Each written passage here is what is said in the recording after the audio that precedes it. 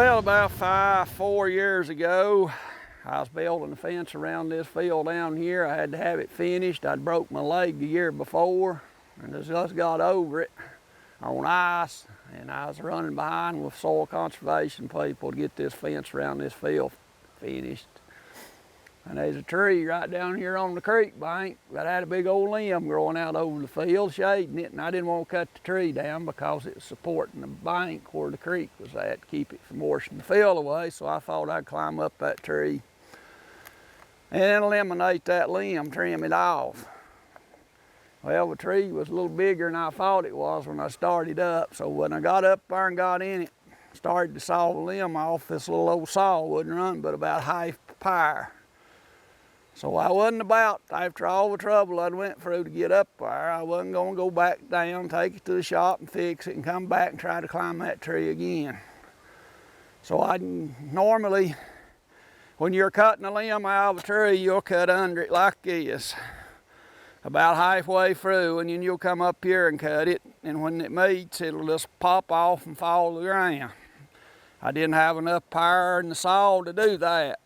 But I thought there was enough power in the saw to do this, and I knew when I cut nearly over halfway through it, the limb would break and fall to the ground and still be attached. And when I got down, I'd take the tractor and hook to it and finish rolling off. Well, things didn't work out when it got down to right there. It broke like I planned on it, but it kept on breaking. And I stood there and watched it like slow motion with my left leg braced in the fork of a tree, and all of a sudden it just rolled right over and crushed my leg just like stepping on a grape. But after I'd broke my leg a year earlier, I got a cell phone, and I happened to have it on me that day. And I was wearing blue overalls like this, and I was able to get it without dropping it. Wonder I hadn't dropped it. And I called 911. And I'm thankful for that 911 system. They asked me where I was at and what happened, and if I was bleeding. I told them no, I just hung in a tree of hurting, could they send some help? Well, it took about 10 minutes, and this whole woods was covered with fire trucks and EMS people.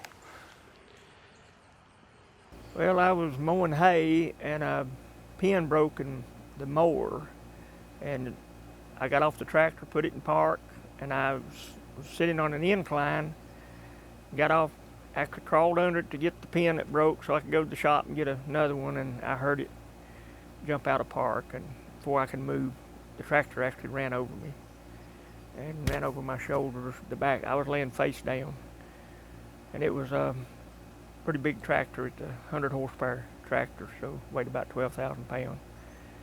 And when I came to, I was able to sit up, and I had a cell phone in my shirt pocket, and I actually called my wife.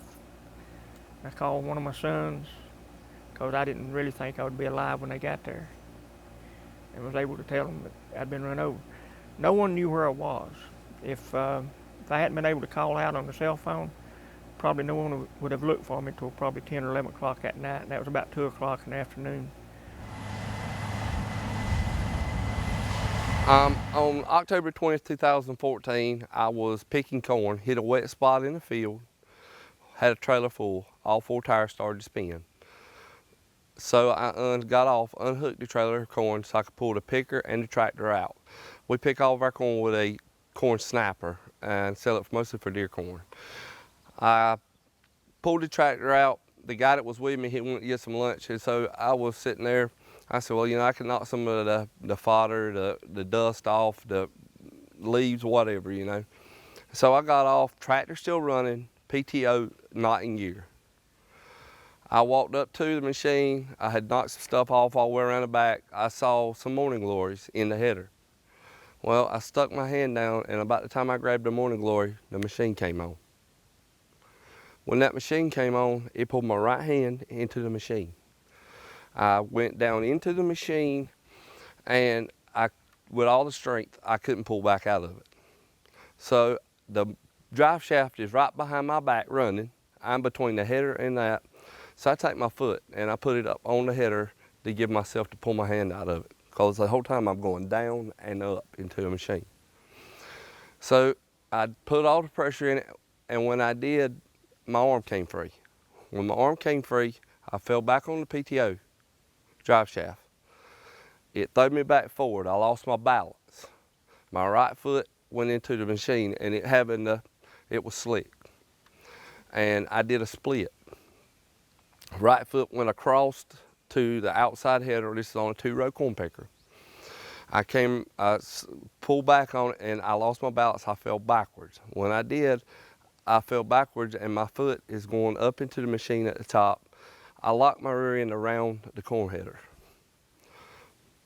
My arm's bleeding really bad. It's crushed.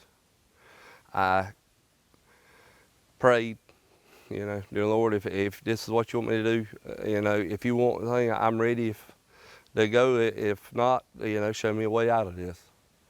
Well, my phone, my belt, I took it off. And I took it, put it on my right arm, tighten it up. When I tightened it up, I felt something vibrating on my stomach. My cell phone was always over here on the back side. When I pulled my belt out, somehow or another, it had fell on my stomach. My father-in-law was calling. He was working. I told him, I said, look, I am in a bind. I said, I've got to have some help. The corn pickers got me. My right arm's pretty much amputated. My right leg's fixing to be.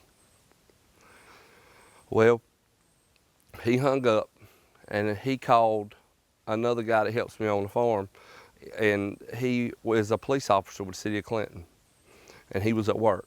Well, he called, and he called it in, and whole time I was cleaning my phone off, trying to get the blood off of it so I could call out. Well, I finally got it where it opened up. I called 911. They used the jaws of life, got the header spread open, got my foot out of it, got me packaged, and transported me where I took a ride with Duke Life Flight straight to Duke. Another thing for a safety measure is a accountability system. Accountability system is, okay, if you got 3 people working for you, okay, have them the phone. Everybody pretty much has cell phones or radios in their equipment. Pick up the phone, send a text, say, hey, I'm in field so-and-so, say number your fields, put numbers, farm numbers on it, put a farm number, say farm 1, field 2, field 3, field 4. Have that in a place and kind of say, hey, I'm in field 4, I'm gonna be here. In an hour, call back in, or vice versa. I know it takes up a lot of time, but a text will help with that quick and say, hey, I'm okay, I'm so-and-so. And know where all your people are working and what field they're in.